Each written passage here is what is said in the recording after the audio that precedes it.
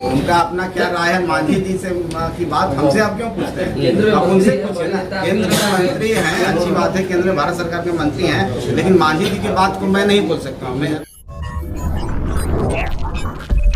नमस्कार, आप देख रहे हैं ब्रेकिंग बिहार। मैं सुमन कुमार आपके साथ में। देखिए, लघु उद्योग और आपदा प्रबंधन मंत्री संतोष सुमन प्रेस कॉन्फ्रेंस बुलाते हैं, बिहार में आई हुई बाढ़ की स्थिति के बारे में बताते हैं तथा आपदा विभाग के द्वारा पीड़ित लोगों के लिए क्या क्या कार्य किया गया है, केंद्र सरकार से क्या मदद दी गई है और केंद्र सरकार से उनकी क्या मांगे हैं, इन सारे विषयों पर संतोष कुमार सुमन बोलते हैं। लेकिन जब उनसे बिहार में के सारण में और सिवान में जहरीली शराब से तकरीबन 50 से ऊपर मौत के बारे में सवाल किया जाता है, उस पर वो गोलमोल जवाब देते हैं और इसके साथ ही वो कहते हैं कि मुख्यमंत्री नीतीश कुमार लगातार शराबबंदी के पक्षधर रहे हैं, हम लोग इसकी समीक्षा करते हैं। इसकी समीक्षा करते हैं, बहुत अच्छी बात है, लेकिन समीक्षा में रिजल्ट क्या आता है? समीक्षा में एवरेज आप लोग क्या कर पाते हैं? उस पर वो कोई जवाब नहीं दे पाते हैं। इसके साथ ही ये भी कहा गया कि जीतन राम मांझी, भूतपूर्व मुख्यमंत्री जीतन राम मांझी शराबबंदी के हमेशा से विरोध में अपनी टिप्पणियों के कारण जाने जाते हैं। इस पर संतोष कुमार सुमन कहते हैं कि जीतन राम मांझी से संबंधित सवाल आप जीतन राम मांझी से ही पूछें। सुनिए ये वीडियो, उसमें संतोष कुमार सुमन क्या कर रहे हैं। आप सबको पुनः धन्यवाद देते हैं। आज का विषय आपदा से रिलेटेड है। आप सबको जानकारी होगा ही कि किस तरह से बिहार आपदा से उभरा है और बाढ़ आप 2 फेज में हमारे यहाँ आया था। एक गंगा में उफान आने के कारण और एक नेपाल से पानी आने के कारण हम लोग बाढ़ को झेले हैं और कम से कम 30 जिला, बिहार के 30 जिला प्रभावित थे। फर्स्ट फेज में आप कहें तो 12 जिला, दूसरे फेज में कहें तो 18 जिला के आसपास प्रभावित थे। और मैं आपके माध्यम से सभी अपने प्रशासन के पदाधिकारियों, खास करके जिला पदाधिकारी जो संबंधित जिले के थे और आपदा से जुड़े लोग, चाहे स्वास्थ्य विभाग से जुड़े जल संसाधन के जितने भी कर्मचारी, चाहे इंजीनियर्स, पदाधिकारी, सब ने वार स्तर पर, एक युद्ध स्तर पर काम किया और उसको हम लोग आज सफल हो पाए हैं कि इस आपदा से निपट पाए हैं। आपको मैं जानकारी देना चाहता हूं कि करीब हम लोग जब बाढ़ का समय था तो हमने माननीय मुख्यमंत्री जी के द्वारा, उनके निर्देशन से और माननीय मुख्यमंत्री जी के कर कमलों के द्वारा पीड़ित जो परिवार हैं उनको पैसा दिया गया। करीब 605 करोड़ रुपया 7,000 के हिसाब से हमने डीबीटी के माध्यम से लोगों को दिया है। फसल क्षतिपूर्ति के लिए हम लोग करीब 491 करोड़ रुपया अभी दिए हैं। अभी भी उसका आकलन चल रहा है और कहने का मतलब है कि अभी कितने घर टूटे हैं, कितने पशुओं को नुकसान हुआ है और सब आकलन कर रहे हैं। और हम लोग उसको आकलन करने के बाद जो भी राशि आएगी हम लोग लाभुक के खाते में डीबीटी करेंगे और लोगों को देने का काम करेंगे। हम आपको और भी बता देना चाहते हैं कि इस पूरे फेज़ 1 और फेज़ 2 में 81 लाख से ज़्यादा लोगों को हमने खाना खिलाया है। और हमारे यहाँ 27 राहत शिविर चले हैं, जैसे 11,040 लोगों को हमने राहत शिविरों में ठहराया था और उनको फिर सुरक्षित जगह पर पहुँचा देने का काम किए हैं। एक चीज़ और है कि केंद्रीय टीम हमारे पास आ रही है, जो 7 सदस्यीय केंद्रीय टीम आ रही है। श्री पार्थ सारथी जी संयुक्त सचिव गृह मंत्रालय के हैं, उनके द्वारा जो 20 तारीख को, 21-22 को दौरा करेगी बाढ़ प्रभावित क्षेत्रों में और 22 तारीख को यहाँ ऑफिशियल मीटिंग होगी। उसके बाद आकलन होगा और वो आकलन कर करके केंद्र सरकार को भेजा जाएगा। लेकिन हम लोग अपने तरफ से 3,638.58 करोड़ रुपया का डिमांड किए हैं। ये हमारा ऐसा आकलन है कि हम लोग 3,638.58 करोड़ रुपया का हमने एक डिमांड केंद्र सरकार के पास भेजा है और उसी डिमांड के आलोक में केंद्रीय टीम आ रही है और वो आकलन करेगी अपने स्तर से। और आकलन करने के बाद वो हम लोग को जो भी राशि उपलब्ध होगा, हम लोग आगे जो जिनका घर का क्षति हुआ, पशु का क्षति हुआ और भी रिहेबिलिटेशन प्रोग्राम चल रहा है, वो सब काम हम लोग करेंगे।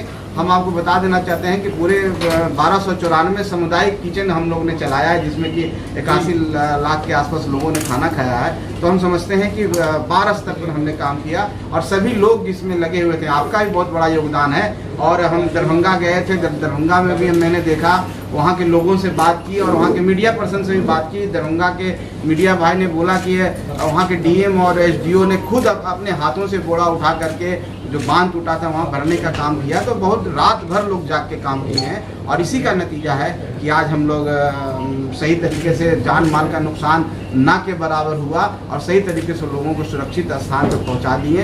तो आज हम इसी बात बताने के लिए कि हम लोग केंद्र सरकार की आ रही है, केंद्र सरकार के समक्ष हमने बातें रखी है और हम आशा करते हैं कि केंद्र सरकार से भी सहयोग मिलेगा और हम लोगों के बीच में जो भी राशि है, ऐसे भी बिहार सरकार माननीय मुख्यमंत्री जी ने कहा है कि खजाना पर सबसे पहला अधिकार बाढ़ पीड़ितों का है, जो यहाँ के लोगों का है उनका है। तो हमारे स्तर से, स्टेट के स्तर से कहीं पर कोई दिक्कत नहीं है। माननीय मुख्यमंत्री जी खुद इसका मॉनिटरिंग करते हैं और दरभंगा गए हैं और भी जगह हवाई सर्वेक्षण किए हैं और कहीं भी कुछ होता है तो राशि पहुँचाने के लिए सबसे ज़्यादा प्रोएक्टिव रहते हैं। और हमारे एसीएस हैं प्रत्यय अमृत जी, वो बीमार होने के बावजूद भी हमने देखा है कि वो फील्ड में घूमे हैं, डेंगू से उबर पाए हैं। तो हम समझते हैं कि कलेक्टिव एफर्ट के कारण जल संसाधन के इंजीनियर्स हों, जितने माननीय मंत्री हैं, सबके कलेक्टिव जो रिस्पॉन्सिबिलिटी थी और उसके एफर्ट के कारण हम लोग बाढ़ से निजात पा चुके हैं। आज के समय में हम समझते हैं कि पानी सब जगह उतर चुका है। एनडीआरएफ की टीम और वो सब अब वापस आ गई है। हम लोग अभी राशन जो खाना सामुदायिक किचन वगैरह था बंद हो चुका है। अब हम लोग सिर्फ आकलन करने पर हैं कि कितना क्षति हुआ है और कितना हम लोग को पैसा देना है। यही कारण आप सबको बुलाए हैं, आप सबको एक सवाल है, केंद्र सरकार ने कहा था कि हम बाढ़ के लिए पैसा देंगे, अभी करें कि हम और मांगेंगे।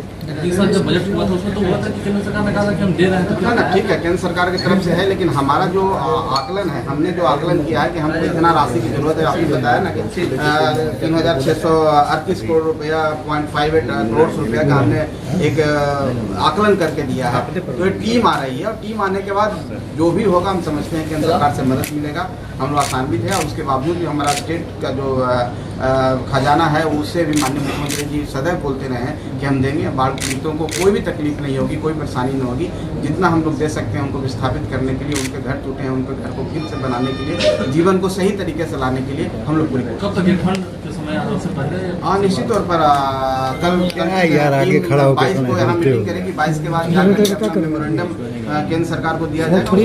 हम समझते हैं कि इस महीने के अंत तक हम आशा करते हैं कि सारे जो भी वहाँ से मदद होगा वो आएगी और हम लोग पुनः। जहरीली शराब से दर्जनों लोगों की जान गई है, क्या कहेंगे? उसको लेकर भी कोई मुआवजा सरकार दे रही है?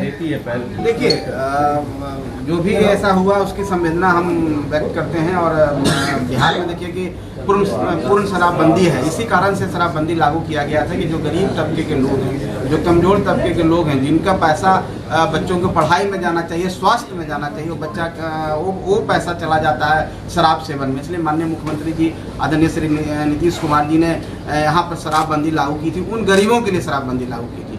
लेकिन आप जानते ही हैं कि समाज में कुछ ऐसे तबके लोग होते हैं, कुछ आदतन अपराधी होते हैं, आदतन उनको कानून का भय नहीं होता। कुछ ऐसे लोग जो सप्लाई चेन चलाते हैं, आप सिवान या गोपालगंज के इलाके में जो बॉर्डरिंग इलाका है यूपी का, वहाँ से कुछ आया है और शराब जब आता है, गलत चीज़ आता है तो जहरीली होता है, उसके कारण नुकसान हुआ है।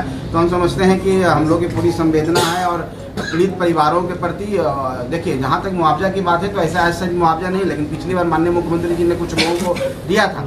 कुछ ऐसे परिवार होते हैं जिनका कमाने वाला एक ही व्यक्ति है, वो चले गए, उनके छोटे छोटे बच्चे हैं, तो सरकार संवेदना रखती है, सरकार उस पर विचार कर सकती है और ऐसा कुछ होगा तो सरकार इस मुआवजा देने की बात कर सकती है। लेकिन एज सच रूल में ऐसा कोई मुआवजा शराब से मृत्यु के कारण नहीं है, लेकिन ये मानवता ग्रांट पर माननीय मुख्यमंत्री जी की दूरदर्शिता है। माननीय मुख्यमंत्री जी के कारण वो पूरी समीक्षा कर रहे हैं। आपने देखा होगा कि कल मीटिंग, हाई लेवल मीटिंग भी हुई थी, तो माननीय मुख्यमंत्री जी इसके लिए सक्षम है और अपने तरफ से सारा चीज कर रहे हैं। आप लोग निश्चित रहिए, बिहार में ऐसे लोग बचेंगे नहीं।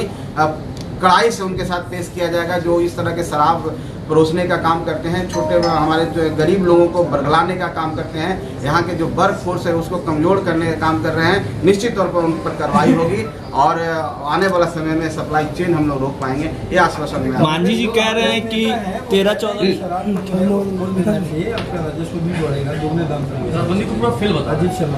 अब देखिए, कांग्रेस नेता ऐसा क्यों बोल रहे हैं मुझे नहीं मालूम है। जब शराबबंदी लागू हुआ था तो कांग्रेस के नेता ने भी हाथ उठाया था। अब जब सब लोग हाथ उठाए हैं और आज लोग कह रहे हैं कि अब तो कुछ एक और नई पार्टी है वो भी कह रहे हैं कि 2 अक्टूबर को गांधी जी की जयंती पर बोल रहे हैं खोल देना चाहिए। लेकिन कहने वाले कहने, आप इस बात को मानेंगे, शराब जो सेवन लोग करते हैं, अमीर लोग जो सेवन करते हैं वो तो बहुत लिमिटेड करते हैं, उनको कुछ नहीं, लेकिन गरीब के लिए अभिशाप है। आप मानते हैं कि इन्हीं लोग सेवन करते हैं? देखिए हम ऐसा नहीं हम कह रहे हैं कि लोग नहीं करते हैं। हम ये नहीं कह रहे हैं कि बिहार में करते हैं, बाहर के राज्यों में करते हैं, दूसरे देशों में भी लोग करते हैं, लेकिन उनका अपना एक दायरा होता है, उनको पता है कि इससे क्या नुकसान होता है। लेकिन गरीब लोगों को पता नहीं है कि इसका क्या नुकसान है। सबसे ज़्यादा नुकसान गरीब को होता है। बिहार गरीब प्रदेश है, बिहार में लोग कमाने वाले लोग हैं, और अगर वो शराब का सेवन करेंगे तो बच्चे कैसे पढ़ेंगे, उनका भविष्य कैसे होगा? क्या आप लोग नहीं चाहते हैं कि वो भी समाज में आउटपुट दे सकें? क्या उनके बच्चे भी इस राज्य को बढ़ाने में उनका काम आ सके? पढ़ेंगे तभी तो मैं तो आप लोग के माध्यम से सभी लोगों को यही आग्रह कहना चाहता हूँ कि इस लत से अलग हो जाइए, ये बीमारी से अलग हो जाइए। ये आपकी तरक्की रोक रहा है, आपका विकास रोक रहा है, और साथ साथ राज्य का भी विकास। तेजस्वी यादव कह रहे हैं कि इजिली अवेलेबल है बिहार में। अब तेजस्वी जी को मिल जाता होगा। संतोष जी, मांझी जी कहे थे कि समीक्षा होनी चाहिए इस कानून की, आपको लगता है कि समीक्षा होनी चाहिए शराबबंदी कानून? देखिए, माननीय मुख्यमंत्री जी हमेशा बैठक करते हैं। इसकी समीक्षा का मतलब क्या होता है कि हम अगर कहीं पर कुछ लूप होल है हम उसको और कड़ाई से पेश करें। तो माननीय मुख्यमंत्री जी हमेशा इस उनका अपना क्या राय है मांझी जी से की बात हमसे आप क्यों पूछते हैं? आप उनसे पूछे ना। केंद्र के मंत्री हैं, अच्छी बात है, केंद्र में भारत सरकार के मंत्री हैं, लेकिन मांझी जी की बात को मैं नहीं बोल सकता हूँ। मैं व्यक्तिगत रूप में मैं बिहार सरकार का मंत्री हूँ, मेरा अपना आइडेंटिटी है। आप मांझी जी से क्यों जोड़ रहे हैं? बिहार में शराबबंदी सफल है, एकदम सफल है। अब जैसे कानून तो देश में बहुत सारा है, कुछ घटनाएं तो होती है, उसी तरह से शराबबंदी में अगर कुछ ऐसी घटनाएं छिटपुट होती है तो उसको ये मान के नहीं चलेंगे कि हाँ शराब परोसा जा रहा है, ये जहरीली शराब नहीं है, ये बहुत बड़ी घटना हुई है। निश्चित तौर पर बड़ी घटना है, लेकिन हमने कहा ना कि कोई भी कानून को कड़ाई से लागू करने में कुछ आदतन लोग होते हैं, कुछ पेशेवर लोग होते हैं, उनको आदत ही है, लेकिन ऐसे लोग भी पकड़े जाएंगे और ऐसे लोग को दंडित। आपको नहीं लगता जहरीली शराब का जो नेक्सस है वो लगातार बढ़ते चला जा रहा है, इसको रोकने के लिए कुछ करना चाहिए? सरकार हर स्तर पर प्रयास कर रही है और सरकार इसको रोकने में सफल भी हुई है। तो जैसा कि आपने देखा सुना, संतोष कुमार सुमन अपनी बातों को गोल गोल घुमाते हुए और जहरीली शराब से हुई मौतों पर कोई स्पष्ट बात नहीं करते हैं। इसके साथ ही वो एक बात और कहते हैं कि ऐसी छोटी मोटी घटनाएं होती रहती हैं। संतोष कुमार सुमन माननीय मंत्री जी के नजर में 50 से ऊपर मौत छोटी मोटी घटना है। अब ये कितनी छोटी घटना है, कितनी बड़ी घटना है, ये हमारे दर्शक तय करेंगे। हम चाहेंगे कि आप कमेंट बॉक्स में जरूर अपनी टिप्पणियों को दर्ज कराएं।